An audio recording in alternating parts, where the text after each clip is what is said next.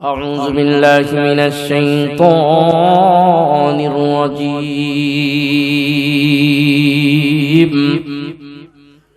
بسم الله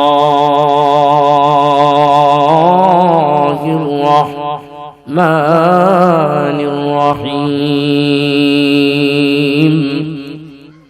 ووصينا الإنسان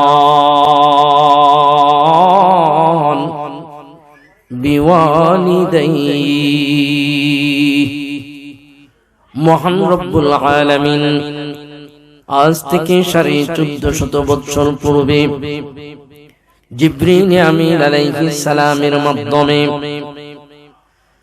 ওই শিবানী মহাগ্রন্থ আল কোরআনুল কারীম বিশ্বনবী সাল্লাল্লাহু আলাইহি ওয়াসাল্লামের উপর নাযিল করে জানায়া দিলেন, হাবিব আমার, বন্ধু আমার, আপনি দুনিয়ার মানুষদেরকে জানায়া দিন কিয়ামত পর্যন্ত যত মানুষ আসবে সমস্ত মানুষকে অবগত করে দিন।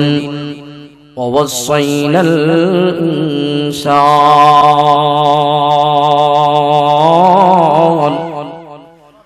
মহান রব্বুল আলামিন ফরমান, আমি মানুষকে নির্দেশ দিচ্ছি ووصينا الإنسان,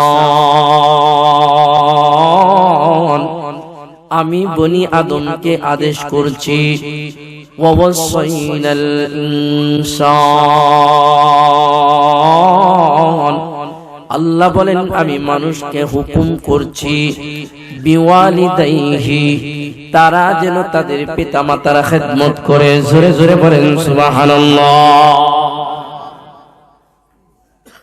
তাহলে আল্লাহ বলছেন আমি মানুষকে হুকুম করছি, আদেশ করছি, নির্দেশ করছি বিওয়ালিদাইহি, তারা যেন তাদের পিতামাতার খেদমত করে।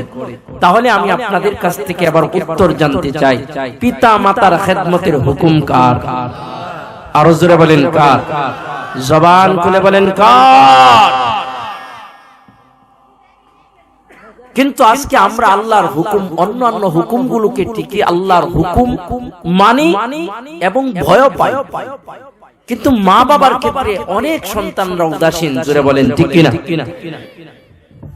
এই যে আমরা 5 ওয়াক্ত নামাজ পড়ি, এই 5 ওয়াক্ত নামাজের হুকুম কার? যদি 1 ওয়াক্ত নামাজ ছুটে যায় কষ্ট লাগে কি লাগে না? লাগে। আহারে, যোহর পড়তে পারলাম না, মাগরিব পড়তে পারলাম না, বা অমুক ওয়াক্ত পড়তে পারলাম না, আমাকে তো জাহান্নামের আগুনে জ্বলতে হবে। জোরে বলেন ঠিক কিনা? কেন জাহান্নামের আগুনে জ্বলতে হবে? এই হুকুমটা ছিল কার? পালন করতে পারি নাই। তাহলে একটু চিন্তা করেন, গভীর মনোযোগ। ও ভাইরা, লম্বা আলোচনা করব না, এমন কিছু কথা আমি আপনাদের সামনে তুলে ধরব, কথাগুলো যাতে নিতে পারেন, বুঝতে পারেন, আমল করতে পারেন। তাহলে 1 ওয়াক্ত নামাজ চলে গেল, মনে কষ্ট লাগে, দুঃখ লাগে, আল্লাহর হুকুম না পালন করার কারণে জাহান্নামের আগুনে জ্বলতে হবে। যদি আল্লাহর হুকুম নামাজ না পড়ার কারণে জাহান্নামের আগুনে জ্বলতে হয়, তাহলে আল্লাহর হুকুম মা বাবার খেদমত করো, সেই হুকুম যদি অমান্য করি জাহান্নামের আগুনে যাওয়া লাগবে কি লাগবে না? কথা ক্লিয়ার? তাহলে মা বাবার খেদমতকে ছোট করে দেখার কোনো সুযোগ আছে? আর জোরে বলেন আছে? ওয়াসাইনাল ইনসান, যার কারণে মহান রব্বুল আলামিন ফরমান, এরে বনি আদম, আমি তোমাকে নির্দেশ দিচ্ছি, আমি তোমাকে হুকুম করছি, আমি তোমাকে আদেশ করছি বিওয়ালিদাইহি, তুমি তোমার পিতামাতার খেদমত করো, তুমি তোমার পিতামাতার সঙ্গে সুন্দর ব্যবহার করো, তুমি তোমার পিতামাতার সঙ্গে সদাচরণ করো, তুমি তোমার পিতামাতার দেখভাল করো, তুমি তোমার পিতামাতার সেবা যত্ন করো। কেননা তোমার মা, তোমার বাবা, তুমি যখন ছোট্ট ছিল, হাঁটতে পারতা না, কথা বলতে পারতা না, তোমার সমস্ত সেবা শুশ্রূষার দায়িত্ব পিতামাতা নিয়েছে। জোরে জোরে বলেন ঠিক কিনা? আজকে তুমি মা বাবা বৃদ্ধ হয়ে যাওয়ার পর মা বাবার সঙ্গে দুর্ব্যবহার করবা, মা বাবার সঙ্গে খারাপ ব্যবহার করবা, মা বাবার সঙ্গে দুরাচরণ করবা, আমার মাওলা ডাক দেয় গোলাম না, কোনোভাবেই সম্ভব না। কেননা যে সন্তানগুলো মার সঙ্গে বেয়াদবি করে, বাবার সঙ্গে বেয়াদবি করে, আল্লাহ বলে ওই সন্তান যতই আমলদার হোক, আল্লাহ বলে ওই সন্তানের সমস্ত আমল আমি আল্লাহ বরবাদ করে দিব। জোরে জোরে বলেন নাউজুবিল্লাহ। বন্ধুগণ আমার, শুধু তাই নয়, কোন সন্তান যদি জমিনের উপরে মা এবং বাবার সঙ্গে বেয়াদবি করে গো, মা বাবার সঙ্গে দুর্ব্যবহার করে, মা বাবার হক আদায় না করে, মা বাবার সেবা শুশ্রূষা না করে, ওই সন্তান দুনিয়াতে আমলদার হতে পারবে না। ওই সন্তান দুনিয়াতে আমলদার হতে পারবে না। ওই সন্তান বেঈমান হয়ে মারা যাবে, ওই সন্তান বিপদগামী হয়ে মারা যাবে। ও কানিয়াকুরের মুসলমান, দিলের কান লাগায়া শোনো, আল্লাহর নবী সাল্লাল্লাহু আলাইহি ওয়াসাল্লাম একদিন বসাচ্ছিলেন। মার সঙ্গে বেয়াদবি করলে তার ফল কি হয়, বাবার সঙ্গে বেয়াদবি করলে তার পরিণাম কি হয়, আল্লাহর নবী সাল্লাল্লাহু আলাইহি ওয়াসাল্লাম বসে রইলেন। এমন সময় কয়েকজন সাহাবী দৌড়াইয়া দৌড়াইয়া নবীজির দরবারে যাইয়া ডাইকা বলে, ইয়া রাসূলুল্লাহ, ইয়া হাবিবাল্লাহ, আপনার সামনে একটা দুঃসংবাদ নিয়ে আসলাম, আপনার সামনে একটা দুঃসংবাদ নিয়ে আসলাম। দয়ার নবী মায়ার নবী ডাক দেয়, কি দুঃসংবাদ? দয়ার নবী মায়ার নবী বলে, কি দুঃসংবাদ? সাহাবায়ে কেরামরা বলেন, ইয়া রাসূলুল্লাহ, ইয়া হাবিবাল্লাহ, আপনার প্রাণ প্রিয় সাহাবী, কলিজার টুকরা সাহাবী আলকামা মৃত্যু শয্যায় শায়িত। আল্লাহর নবী সাল্লাল্লাহু আলাইহি ওয়াসাল্লাম ফরমান, কি বলো তোমরা? বলে, ইয়া রাসূলুল্লাহ, এখানে কথা শেষ নয়। আলকামা মৃত্যু শয্যায় শায়িত, কিন্তু তার জবান থেকে কালিমা বের হয় না। জোরে জোরে বলেন নাউজুবিল্লাহ। আল্লাহ রাসূল বলেন, বলো কি? সে মৃত্যু শয্যায় শায়িত, অথচ তার জবান থেকে কালিমা বের হয় না। তোমরা কি কালিমা তালকিন দাও না? সাহাবায়ে কেরামরা বলে, ইয়া রাসূলুল্লাহ, ইয়া হাবিবাল্লাহ, আমরা একবার নয়, দুইবার নয়, দীর্ঘক্ষণ সময় ধরিয়া আলকামার কানে কানে কালিমা তালকিন দেই, কিন্তু আলকামার জবান থেকে কালিমা বের হয় না, কালিমা উচ্চারণ হয় না, কালিমা বের হয় না। ও আমার ভাইরা, ও পর্দার আড়ালের মা, দিলের কান লাগায়া শোনো রে মা, দিলের কান লাগায়া শোনো রে ভাই। মা বাবার সঙ্গে যদি বেয়াদবি করো, মা বাবার সঙ্গে যদি দুর্ব্যবহার করো, মা বাবার সঙ্গে যদি অসদাচরণ করো, তোমার পরিণাম এমন হইতে পারে। একজন আল্লাহর নবীর সাহাবী, যিনি দুনিয়া থাকতেই জান্নাতের সুসংবাদ পাইছে, জান্নাতের সুঘ্রাণ পাইছে, তার বেলা যদি মার সঙ্গে বেয়াদবি করার কারণে এমন হয়, তাহলে তুমি আমি কত পাপ করি গো, কত অন্যায় করি, কত অপরাধ করি। দিনের কান লাগায় শুনো রে ভাই। আলকামা রাদিয়াল্লাহু তাআলা আনহুর খবর শুইনা নবী করিম সাল্লাল্লাহু আলাইহি ওয়াসাল্লাম ফরমান, তোমরা কি বলো গো, আলকামার জবান থেকে কালিমা বের হয় না কেন? আমার দয়ার নবী মায়ার নবী গো, কাল বিলম্ব না করিয়া দৌড়াইতে আরম্ভ করলো। আলকামার কাছে যাইয়া তিনিও অনেকবার চেষ্টা করলেন, কিন্তু আলকামার জবান থেকে কালিমা বের হয় না। জোরে জোরে বলেন নাউজুবিল্লাহ। বন্ধুগণ আমার, দয়ার নবী মায়ার নবী গো, বুঝতে বাকি রইল না। ডাইকা বলে, ও আমার সাহাবীরা, আলকামার মাকে ডাকো। আলকামার মাকে ডাকা হলো। আল্লাহর নবী, দয়ার নবী, মায়ার নবী এবার আলকামা রাদিয়াল্লাহু তাআলা আনহুর আম্মা জানকে ডাইকা ডাইকা বলে, ও আলকামার মা, তোমার সন্তানের জবান থেকে কালিমা বের হয় না, কালিমা উচ্চারণ হয় না। কারণ কি? তোমার সন্তান কি তোমার সঙ্গে কোন রকম বেয়াদবি করেছে কিনা, কোন রকম দুর্ব্যবহার করেছে কিনা? এই কথা বলার সঙ্গে সঙ্গে আলকামা রাদিয়াল্লাহু তাআলা আনহুর মার চক্ষু থেকে গড়গড় করে পানি বের হয়, অজরে পানির ফোঁটাগুলো পড়ে। দয়ার নবী, মায়ার নবীজি গো, ও আলকামার মা, কেন কান্দো? কিসের জন্য কান্দো? আলকামার মা ডাইকা বলে, ইয়া রাসূলুল্লাহ, ইয়া হাবিবাল্লাহ, আমার সন্তান আলকামা আমার সঙ্গে বেয়াদবি করেছিল, আমি মায়ের মনে কষ্ট দিয়েছিল। জোরে জোরে বলেন নাউযুবিল্লাহ। দয়ার নবী, মায়ার নবী ডাইকা বলে, আলকামার মা, এই কারণে তোমার সন্তানের জবান থেকে কালিমা বের হয় না, কালিমা উচ্চারণ হয় না। এর কালিয়া করেন মুসলমান, বড়ই বাড়ির মুসলমান। একটা বার চিন্তা করিয়া দেখো, যেই সাহাবী মার সঙ্গে সামান্য বেয়াদবি করার কারণে জবান থেকে কালিমা বের হয় না, জবান থেকে কালিমা উচ্চারণ হয় না, জবান থেকে কালিমা বের হয় না, আপনার আমার নবী, দয়ার নবী, মায়ার নবী আবার ডাইকা ডাইকা বলে, ও আলকামার মা, তোমার সন্তান যে তুমি মাফ কইরা দাও, তাহলে তোমার সন্তানের জবান থেকে কালিমা বের হবে। আলকামার মা ডাইকা বলে, ইয়া রাসূলুল্লাহ,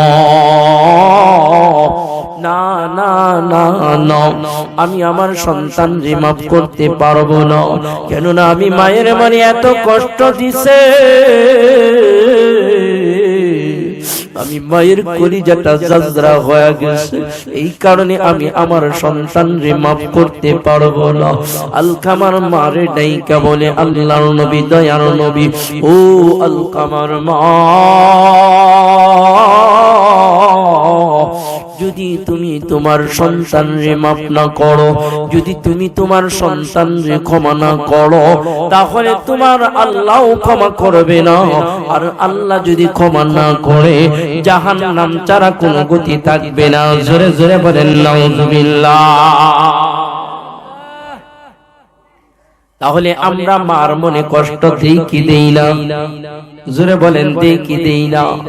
ধমকের সুরে কথা বলি কি বলি না? চোখ রাঙ্গায়া কথা বলি কি বলি না?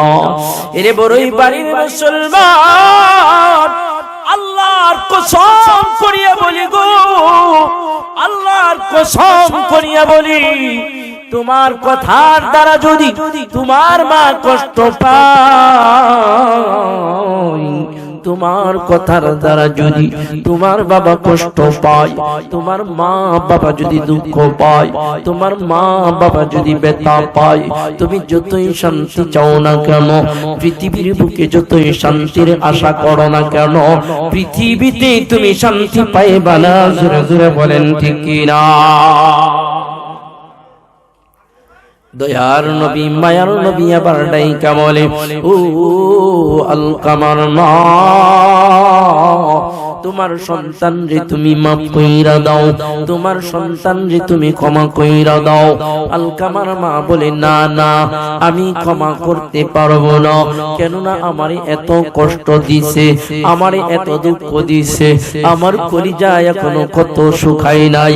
আমার দয়ার নবী, মায়ার নবী ডাইকা বলে, আলকামার মা,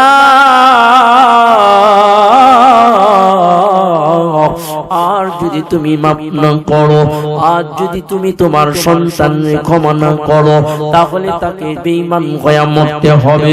আর যদি বেঈমান হয়ে মারা যায়, জাহান্নামের আগুনে জ্বলতে হবে। আলকামার মা বলে তাতে কোনো অসুবিধা নাই, তাতে আমার কোনো দুঃখ নাই। আল্লাহর নবী, দয়ার নবী, মায়ার নবী ডাইকা বলে, ওগো আলকামার মা, তোমার সন্তান জাহান্নামের আগুনের মধ্যে জ্বলবে। আলকামার মা, তুমি কি সহ্য করতে পারবো? তুমি কি সইতে পারবো?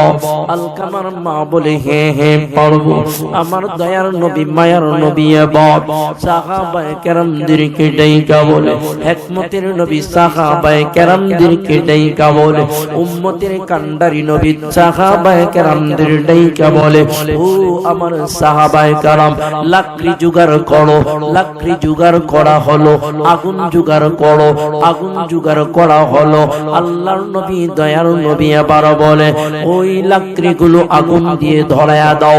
আগুন দিয়ে লাকড়িগুলো জ্বালিয়ে দেওয়া হলো।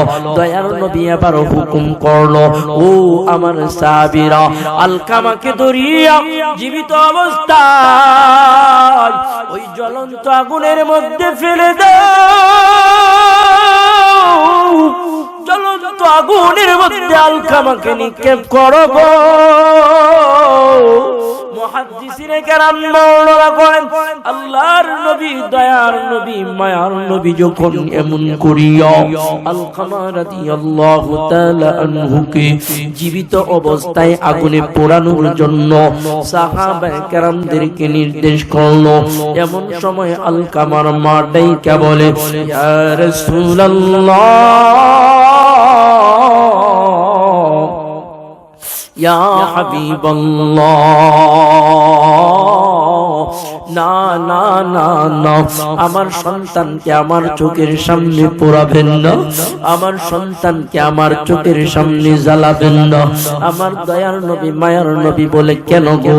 ও আলকামার মা, তোমার সন্তান আগুনের মধ্যে জ্বলবে, তুমি কেন নিষেধ করতেছো রে মা? আলকামার মা ডাইকা বলে, ইয়া রাসূলুল্লাহ, ইয়া হাবিবাল্লাহ, কেন না এই আলকামাকে আমি মা 10 মাস 10 দিন গর্ভে ধারণ করেছি।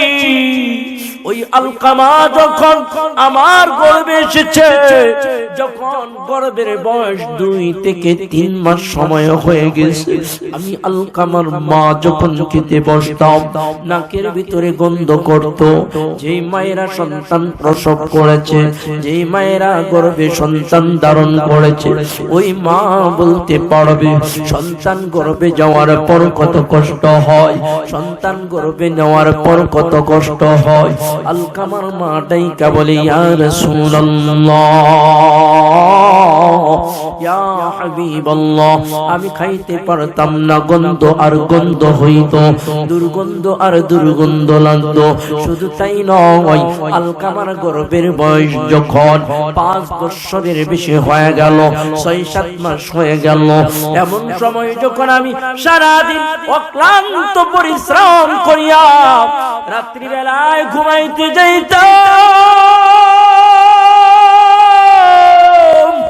আলকামা যখন আমার গর্ভের ভিতরে লাথি মারত, আমি মা ঘুমাইতে পারতাম না।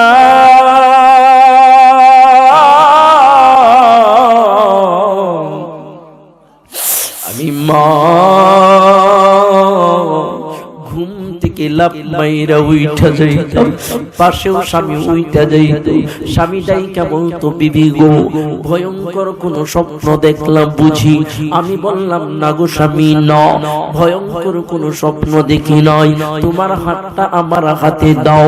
আমার স্বামীর হাতটা আমার পেটের উপরে লাগাইয়া ডাইকা বলতাম, স্বামী আমার, তোমার কলিজার টুকরা সন্তান আমার পেটে যখন লাথি মারে,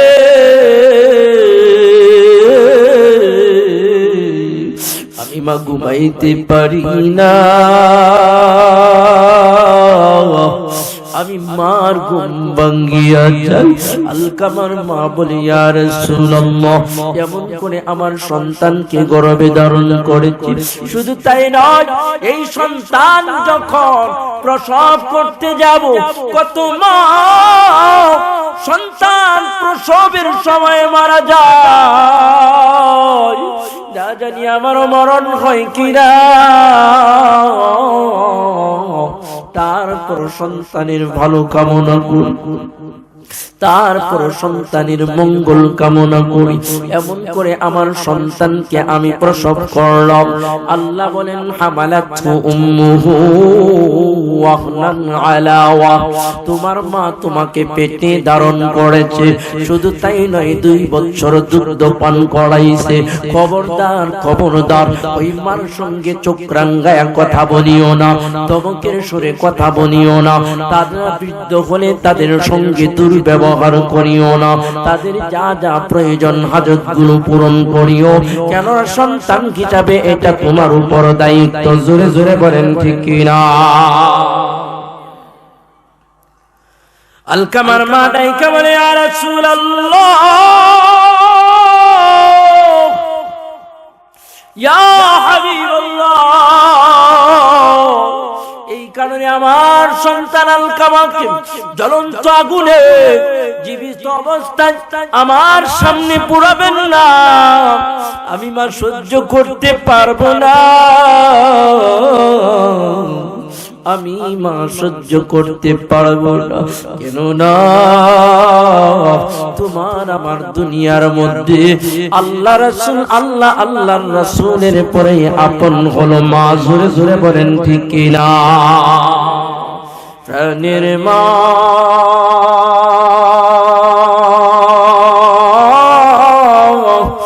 মা গো, আমি তোমায় বলতে পারি না, আমি তোমায় বলতে পারি না। অসুখেতে পড়ছি যখন শীতানে বসিয়া, অসুখেতে পড়ছি যখন শীতানে বসিয়া, কত আদর করছো মা গো, মাথায় হাত বুলায়া।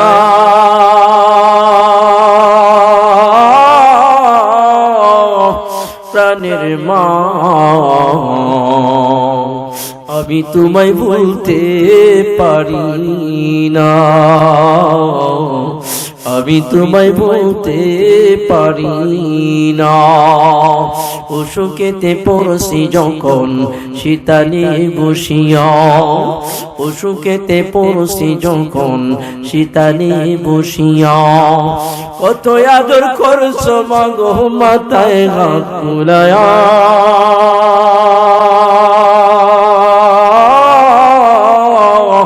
প্রাণের মা, আমি তোমায় বলতে পারি না,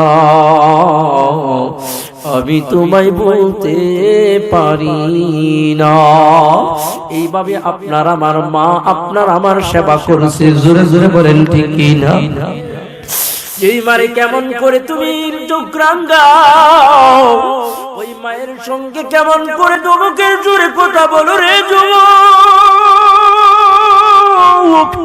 যেই মা শীতের রজনীর মধ্যে ওই ভিজা জায়গার মধ্যে শুয়ে থেকে তোমার শুকনা চলে দিয়ে পেছাইয়া আরামের ঘুম পাড়াইছে, ওই মারে তুমি আজকে কেমন কইরা ভুইলা যাও রে যুবক। ওই মারে তুমি কেমন কইরা ভুইলা যাও। ওই মা অসুস্থ কেমন করে তুমি সেবা না করে দূরে থাকো। ওই মার ওষুধের দরকার কেমন করে তুমি দূরে থাকো রে যুবক। যেই মা তোমার জন্য এখনো পর্যন্ত রাত্রি বেলা শুইতে যাইয়া চোখের পানিগুলো নীরবে ঝরে আর ডাইকা বলে, মালিক